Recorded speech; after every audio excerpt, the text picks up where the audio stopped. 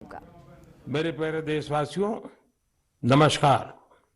आज हम मन की बात के 96वें एपिसोड में साथ जुड़ रहे हैं।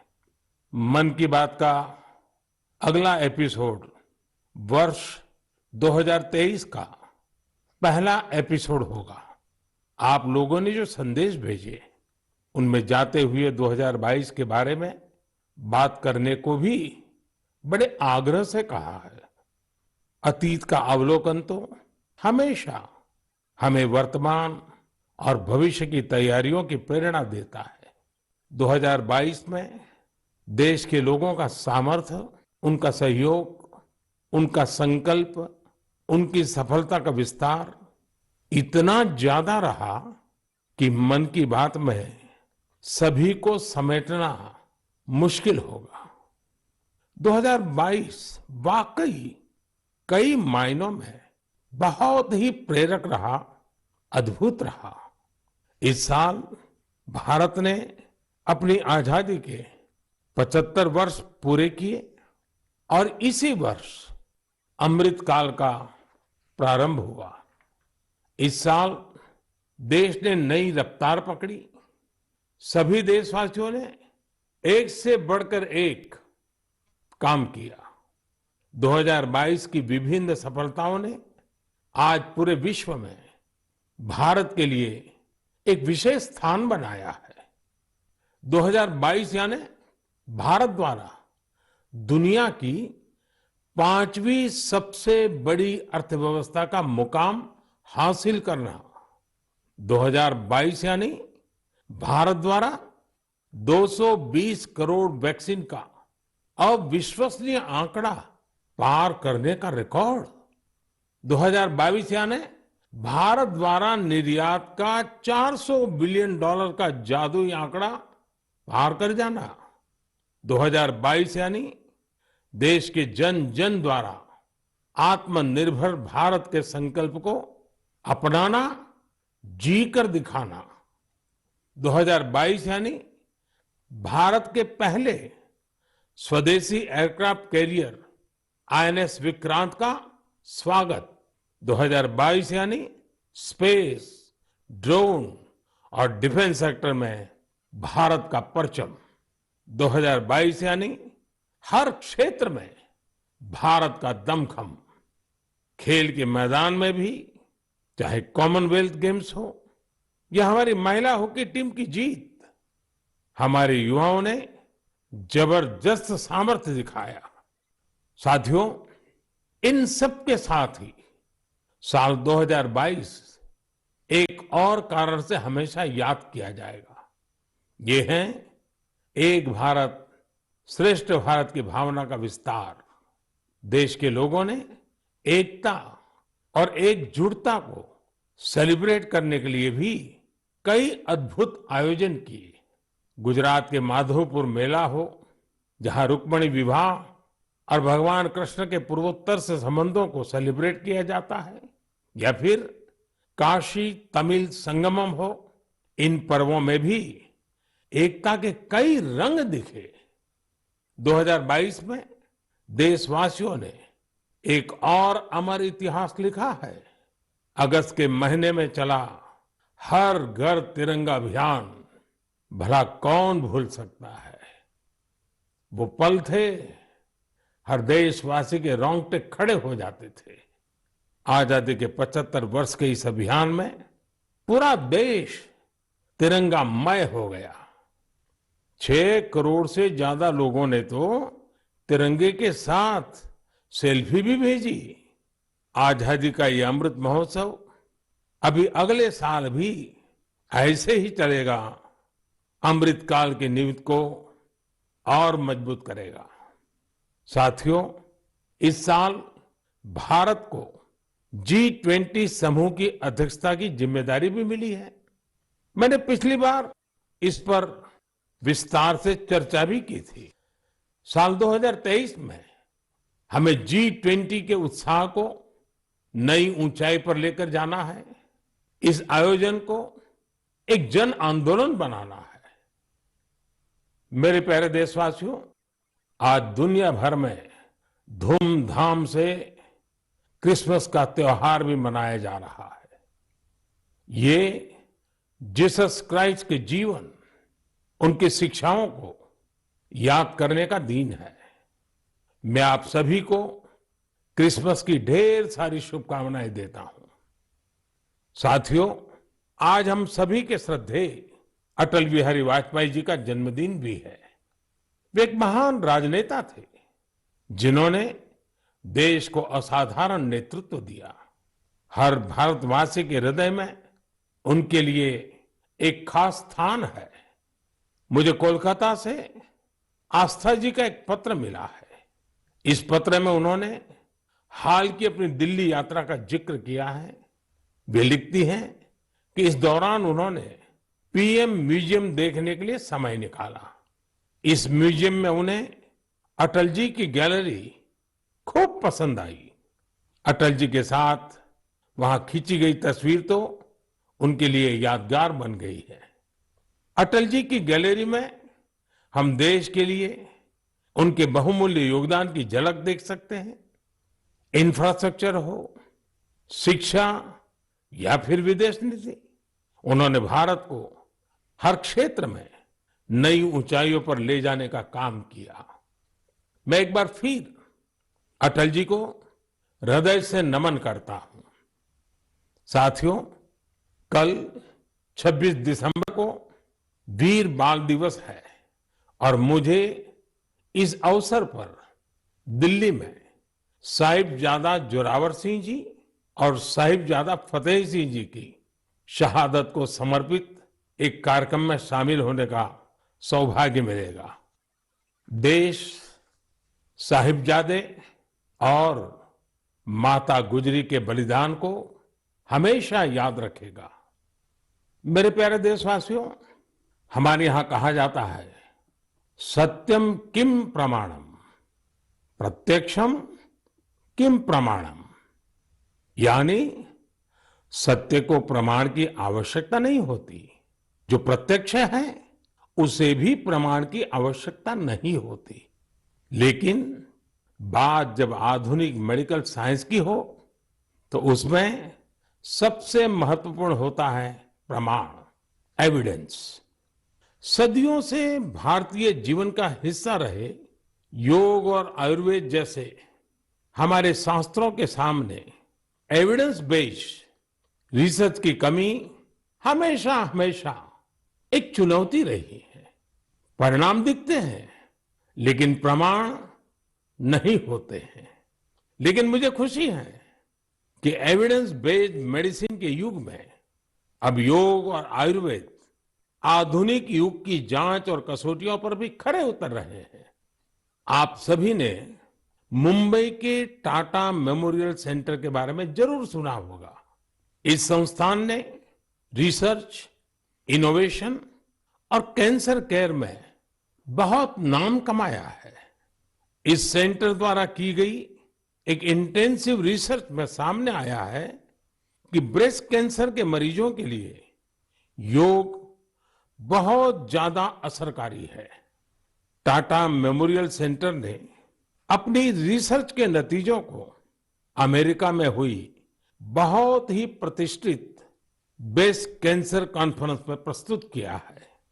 इन नतीजों ने दुनिया के बड़े बड़े एक्सपर्ट्स का ध्यान अपनी तरफ खींचा है, क्योंकि टाटा मेमोरियल सेंटर ने एविडेंस के साथ बताया है कि कैसे मरीजों को योग से लाभ हुआ है।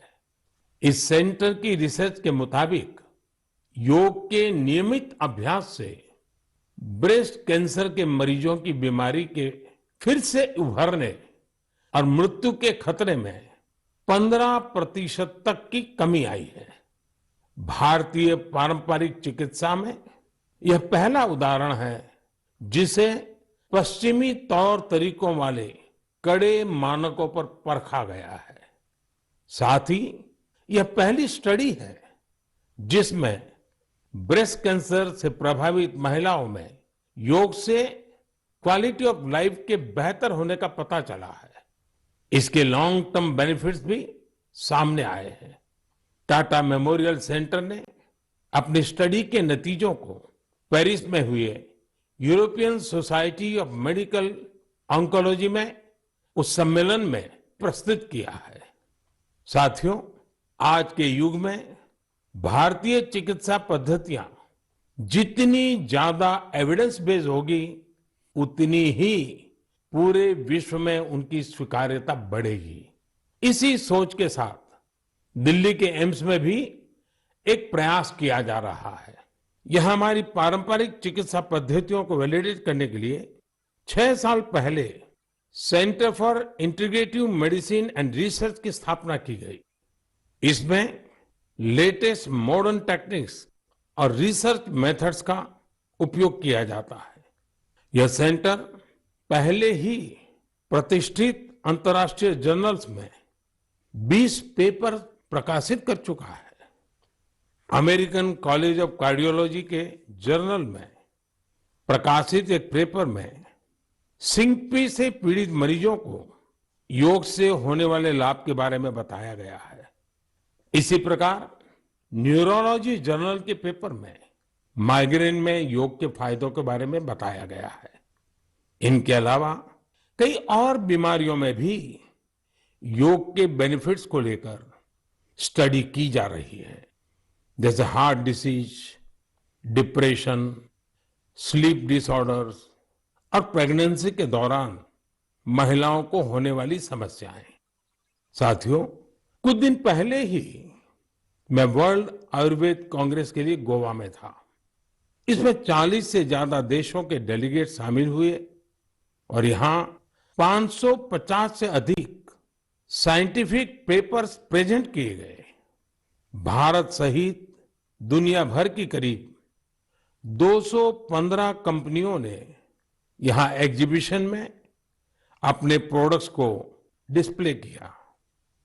4 दिनों तक चले इस एक्सपो में 1 लाख से भी अधिक लोगों ने आयुर्वेद से जुड़े अपने एक्सपीरियंस को एंजॉय किया। आयुर्वेद कांग्रेस में भी मैंने दुनिया भर से जुटे आयुर्वेद एक्सपर्ट्स के सामने एविडेंस बेस्ड रिसर्च का आग्रह दोहराया।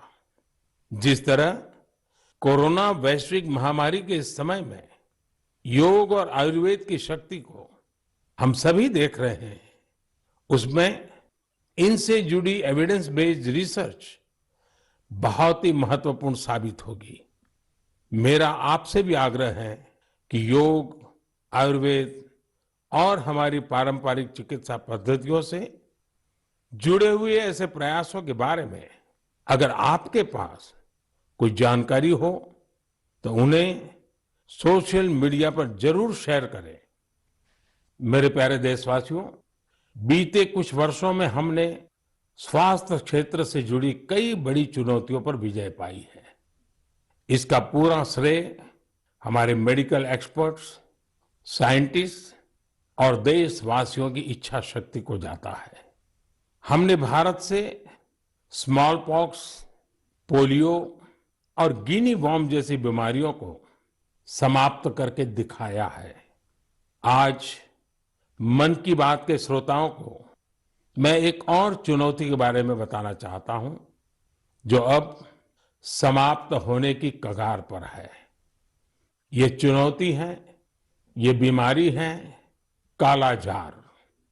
इस बीमारी का परजीवी सैंड फ्लाई यानी बालू मक्खी के काटने से फैलता है। जब किसी को कालाजार होता है, उसे महीनों तक बुखार रहता है, खून की कमी हो जाती है, शरीर कमजोर पड़ जाता है और वजन भी घट जाता है। यह बीमारी बच्चों से लेकर बड़ों तक किसी को भी हो सकती है, लेकिन सबका प्रयास से कालाजार नाम की ये बीमारी अब तेजी से समाप्त होती जा रही है। कुछ समय पहले तक कालाजार का प्रकोप 4 राज्यों के 50 से अधिक जिलों में फैला हुआ था, लेकिन अब ये बीमारी बिहार और झारखंड के 4 जिलों तक ही सिमट कर रह गई है। मुझे विश्वास है बिहार, झारखंड के लोगों का सामर्थ्य, उनकी जागरूकता इन 4 जिलों से भी कालाजार को समाप्त करने में सरकार के प्रयासों को मदद करेगी। कालाजार प्रभावित क्षेत्रों के लोगों से भी मेरा आग्रह है कि वो 2 बातों का जरूर ध्यान रखें। एक है सैंड फ्लाई या बालू मक्खी पर नियंत्रण और दूसरा जल्द से जल्द इस रोग की पहचान और पूरा इलाज। कालाजार का इलाज आसान है। इसके लिए काम आने वाली दवाएं भी बहुत कारगर होती हैं। बस आपको सतर्क रहना है। बुखार हो तो लापरवाही ना बरतें और बालू मक्खी को खत्म करने वाली दवाइयों का छिड़काव भी करते रहें। जरा सोचिए, हमारा देश जब कालाजार से भी मुक्त हो जाएगा तो ये हम सभी के लिए कितनी खुशी की बात होगी। सबका प्रयास की इसी भावना से हम भारत को 2025 तक टीबी मुक्त करने के लिए भी काम कर रहे हैं। आपने देखा होगा, बीते दिनों जब टीबी मुक्त भारत अभियान शुरू हुआ तो हजारों लोग टीबी मरीजों की मदद के लिए आगे आए। ये लोग निक्षय मित्र बनकर टीबी के मरीजों की देखभाल कर रहे हैं, उनकी आर्थिक मदद कर रहे हैं। जन सेवा और जन भागीदारी की यही शक्ति हर मुश्किल लक्ष्य को प्राप्त करके ही दिखाती है। मेरे प्यारे देशवासियों, हमारी परंपरा और संस्कृति का मां गंगा से अटूट नाता है। गंगा जल हमारी जीवन धारा का अभिन्न हिस्सा रहा है और हमारे शास्त्रों में भी कहा गया है, नमामि गंगे तव पाद पंकजम सुर असुरई वंदित दिव्य रूपम भुक्तिम च मुक्तिम च ददासि नित्यम भाव अनुसारेण सदा नराणाम। अर्थात, हे मां गंगा, आप अपने भक्तों को उनके भाव के अनुरूप सांसारिक सुख, आनंद और मोक्ष प्रदान करती है। सभी आपके पवित्र चरणों का वंदन करते हैं। मैं भी आपके पवित्र चरणों में अपना प्रणाम अर्पित करता हूं। ऐसे में सदियों से कल कल बहती मां गंगा को स्वच्छ रखना हम सबकी बहुत बड़ी जिम्मेदारी है। इसी उद्देश्य के साथ 8 साल पहले हमने नमामि गंगे अभियान की शुरुआत की थी। हम सभी के लिए गौरव की बात है कि भारत की इस पहल को आज दुनिया भर की सराहना मिल रही है। यूनाइटेड नेशंस ने नमामि गंगे मिशन को इकोसिस्टम को रिस्टोर करने वाली दुनिया के टॉप 10 इनिशिएटिव में शामिल किया है। ये और भी खुशी की बात है कि पूरे विश्व के 160 ऐसे इनिशिएटिव्स में नमामि गंगे को यह सम्मान मिला है। साथियों, नमामि गंगे अभियान की सबसे बड़ी ऊर्जा लोगों की निरंतर सहभागिता है। नमामि गंगे अभियान में गंगा प्रहरियों और गंगा दूतों की भी बड़ी भूमिका है। वे पेड़ लगाने, घाटों की सफाई, गंगा आरती, नुक्कड़ नाटक, पेंटिंग और कविताओं के जरिए जागरूकता फैलाने में जुटे हैं। इस अभियान से बायोडायवर्सिटी में भी काफी सुधार देखा जा रहा है। हिल्सा मछली, गंगा डॉल्फिन और कछुओं की विभिन्न प्रजातियों की संख्या में काफी वृद्धि हुई है। गंगा का इकोसिस्टम क्लीन होने से आजीविका के अन्य अवसर भी बढ़ रहे हैं। यहां मैं जलज आजीविका मॉडल की चर्चा करना चाहूंगा, जो कि बायोडायवर्सिटी को ध्यान में रखकर तैयार किया गया है। इस टूरिज्म बेस्ड बोट सफारीज को 26 लोकेशंस पर लॉन्च किया गया है। जाहिर है, नमामि गंगे मिशन का विस्तार, उसका दायरा नदी की सफाई से कहीं ज्यादा बढ़ा है। ये जहां हमारी इच्छा शक्ति और अथक प्रयासों का एक प्रत्यक्ष प्रमाण है, वहीं ये पर्यावरण संरक्षण की दिशा में विश्व को भी एक नया रास्ता दिखाने वाला है। मेरे प्यारे देशवासियों, जब हमारी संकल्प शक्ति मजबूत हो तो बड़ी से बड़ी चुनौती भी आसान हो जाती है। इसकी मिसाल पेश की है सिक्किम के थेगू गांव के संगे शेरपा जी ने। ये पिछले 14 साल से 12,000 फीट से भी ज्यादा की ऊंचाई पर पर्यावरण संरक्षण के काम में जुटे हुए हैं।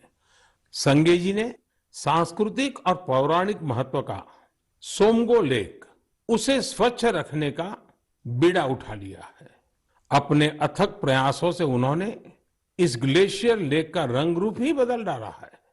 साल 2008 में संगे शेरपा जी ने जब स्वच्छता का यह अभियान शुरू किया था, तब उन्हें कई मुश्किलों का सामना करना पड़ा, लेकिन देखते ही देखते उनके इस नेक कार्यों में युवाओं और ग्रामीणों के साथ ही पंचायत का भी भरपूर सहयोग मिलने लगा। आज आप अगर सोमगो लेक को देखने जाएंगे तो वहां चारों ओर आपको बड़े बड़े गार्बेज बिन्स मिलेंगे। अब यहां जमा हुए कूड़े कचरे को रिसाइकलिंग के लिए भेजा जाता है। यहां आने वाले पर्यटकों को कपड़े से बने गार्बेज बैग्स भी दिए जाते हैं, ताकि कूड़ा कचरा इधर उधर न फेंके। अब बेहद साफ सुथरी हो चुकी इस झील को देखने हर साल करीब 5 लाख पर्यटक यहाँ पहुंचते हैं। सोमगो लेक के संरक्षण के इस अनूठे प्रयास के लिए संगे शेरपा जी को कई संस्थाओं ने सम्मानित भी किया है। ऐसी ही कोशिशों के बदौलत आज सिक्किम की गिनती भारत के सबसे स्वच्छ राज्यों में होती है।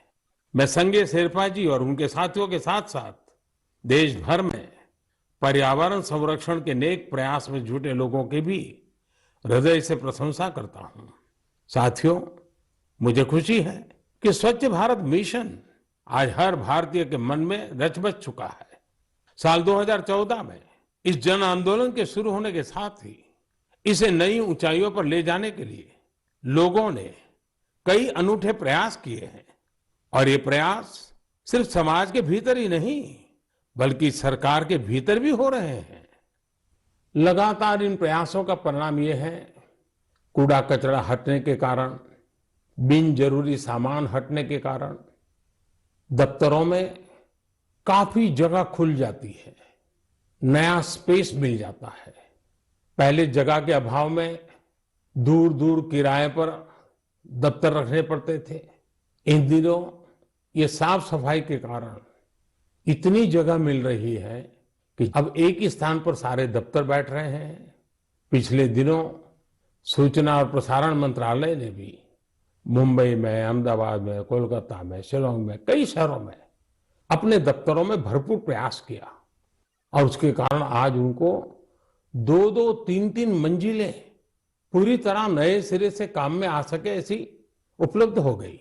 ये अपने आप में स्वच्छता के कारण हमारे संसाधनों का ऑप्टिमम यूटिलाइजेशन का उत्तम अनुभव आ रहा है। समाज में भी, गांव-गांव, शहर-शहर में भी, उसी प्रकार से दफ्तरों में भी ये अभियान देश के लिए भी हर प्रकार से उपयोगी सिद्ध हो रहा है। मेरे प्यारे देशवासियों, हमारे देश में अपनी कला संस्कृति को लेकर एक नई जागरूकता आ रही है, एक नई चेतना जागृत हो रही है। मन की बात में हम अक्सर ऐसे उदाहरणों की चर्चा भी करते हैं, जैसे कला, साहित्य और संस्कृति समाज की सामूहिक पूंजी होते हैं। वैसे ही इन्हें आगे बढ़ाने की जिम्मेदारी भी पूरे समाज की होती है। ऐसा ही एक सफल प्रयास लक्षद्वीप में हो रहा है। यहाँ कल्पेनी द्वीप पर एक क्लब है, कुमेल ब्रदर्स चैलेंजर्स क्लब। ये क्लब युवाओं को स्थानीय संस्कृति और पारंपरिक कलाओं के संरक्षण के लिए प्रेरित करता है। यहाँ युवाओं को लोकल आर्ट, कोलकली, परिचाकली, किलिप्पाट्टू और पारंपरिक गानों की ट्रेनिंग दी जाती है। यानी पुरानी विरासत नई पीढ़ी के हाथों में सुरक्षित हो रही है, आगे बढ़ रही है। और साथियों, मुझे खुशी है इस प्रकार के प्रयास देश में ही नहीं विदेश में भी हो रहे हैं। हाल ही में दुबई से खबर आई कि वहां के कालारी क्लब ने Guinness book of world records में नाम दर्ज किया है।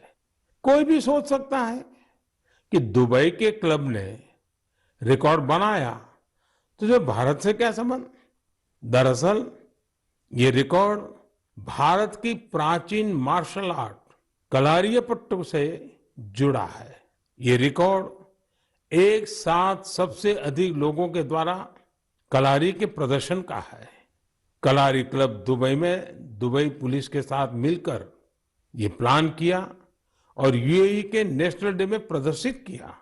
इस आयोजन में 4 साल के बच्चों से लेकर 60 वर्ष तक के लोगों ने कलारी की अपनी क्षमता का बेहतरीन प्रदर्शन किया।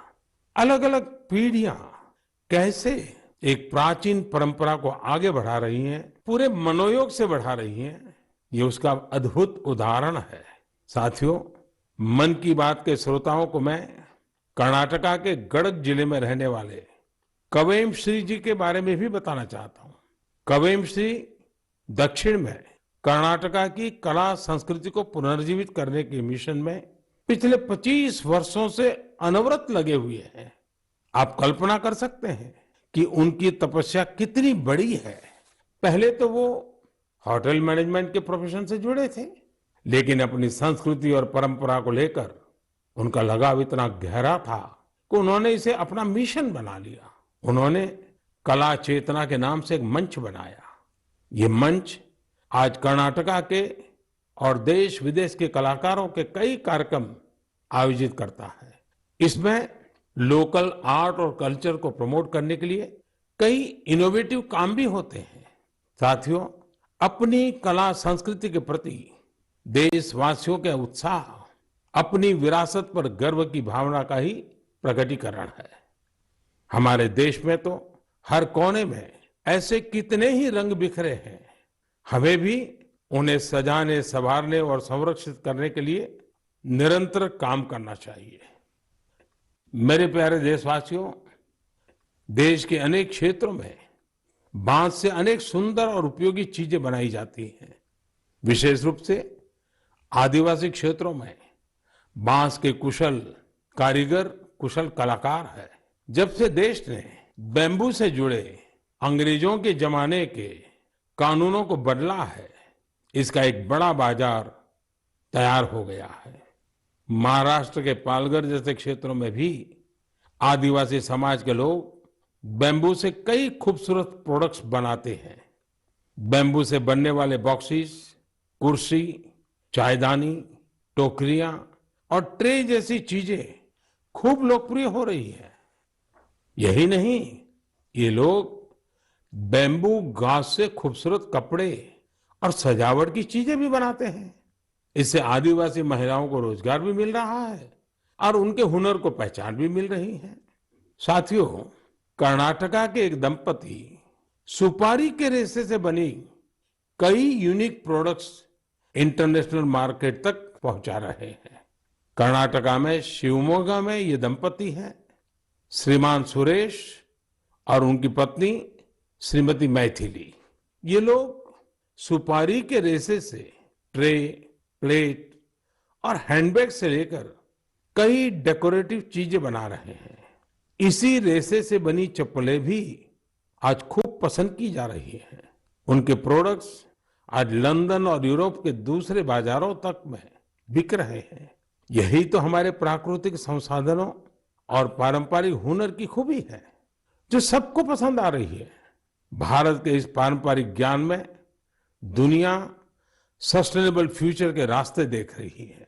हमें खुद भी इस दिशा में ज्यादा से ज्यादा जागरूक होने की जरूरत है। हम खुद भी ऐसे स्वदेशी और लोकल प्रोडक्ट इस्तेमाल करें और दूसरों को भी ये उपहार में दें। इससे हमारी पहचान भी मजबूत होगी, स्थानीय अर्थव्यवस्था भी मजबूत होगी और बड़ी संख्या में लोगों का भविष्य भी उज्जवल होगा। मेरे प्यारे देशवासियों, अब हम धीरे धीरे मन की बात के 100वें एपिसोड के अभूतपूर्व पड़ाव की ओर बढ़ रहे हैं। मुझे कई देशवासियों के पत्र मिले हैं जिनमें उन्होंने 100वें एपिसोड के बारे में बड़ी जिज्ञासा प्रकट की है। 100वें एपिसोड में हम क्या बात करें, उसे कैसे खास बनाएं, इसके लिए आप मुझे अपने सुझाव भेजेंगे तो मुझे बहुत अच्छा लगेगा। अगली बार हम वर्ष 2023 में मिलेंगे। मैं आप सभी को वर्ष 2023 की शुभकामनाएं देता हूं। ये वर्ष भी देश के लिए खास रहे, देश नई ऊंचाइयों को छूता रहे। हमें मिलकर के संकल्प भी लेना है, साकार भी करना है। इस समय बहुत से लोग छुट्टियों के मूड में भी हैं। आप पर्वों को, इन अवसरों का खूब आनंद लीजिए, लेकिन थोड़ा सतर्क भी रहिए। आप भी देख रहे हैं कि दुनिया के कई देशों में कोरोना बढ़ रहा है। इसलिए हमें मास्क और हाथ धुलने जैसी सावधानियों का और ज्यादा ध्यान रखना है। हम सावधान रहेंगे तो सुरक्षित भी रहेंगे और हमारे उल्लास में कोई रुकावट भी नहीं पड़ेगी। इसी के साथ आप सभी को एक बार फिर ढेरों शुभकामनाएं। बहुत बहुत धन्यवाद। नमस्कार।